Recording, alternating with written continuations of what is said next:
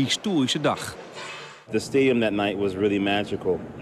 There was a storm coming in, so it was electricity in the air, and the crowd was coming to see Carl Lewis break the world record.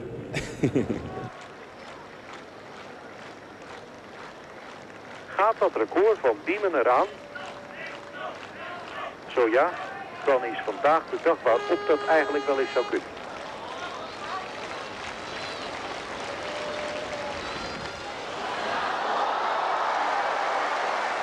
Witte vlag. Maar de wind is weer te veel. Sowieso te veel. 2/19 meter per seconde. Dat blijft hinderlijk. 8,91, 8,91. Ja, en wat nu? Ja, het is niks.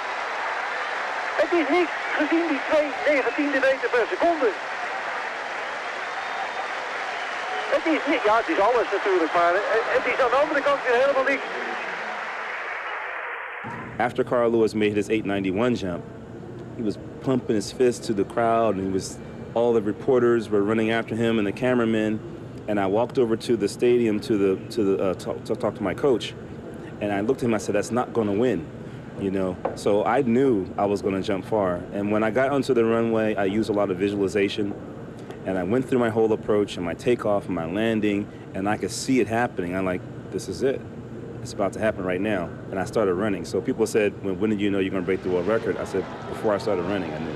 I didn't necessarily think it's going to be a world record, but I knew it was going to be far, and I knew it was going to be the furthest jump. So I guess that was going to be a world record, but I knew it was going to be good because I was just focused. And all day I was trying to figure out where my run was. The great thing about Carl Lewis is that he was very consistent. Every jump, 860, 870, 880, 890. And for me, it wasn't the same. I have 6 jumps to try to get 1. And I knew that I was close to getting it, so I knew that 5th jump was going to be a big one.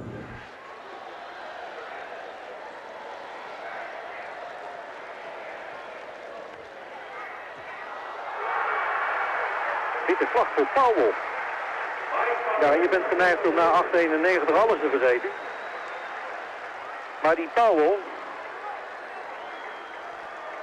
dat is ook geen misselijk type.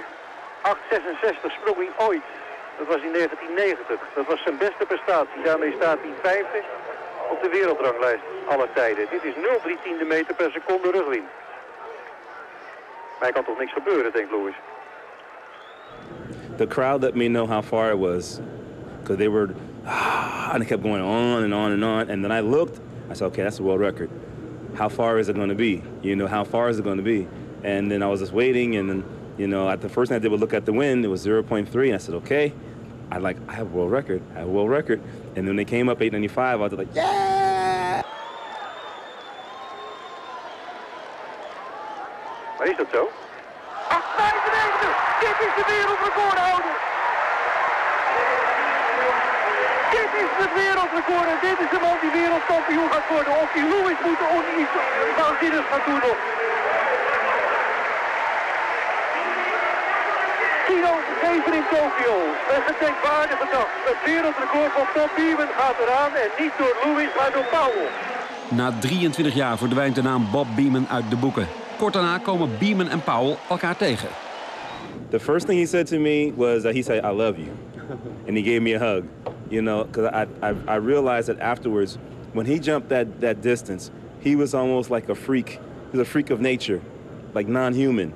And I think for me, to break his record made him more human, you know, so it made us close. Het record van Beamon stond 23 jaar. De afstand van Powell staat inmiddels ook al 16 jaar. Wanneer wordt het gebroken? I don't know.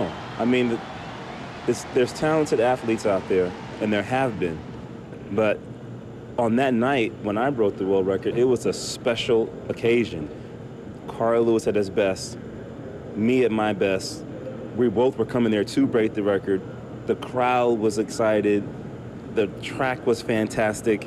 The whole championships was a great. So it's, you know, it will take something special, I think.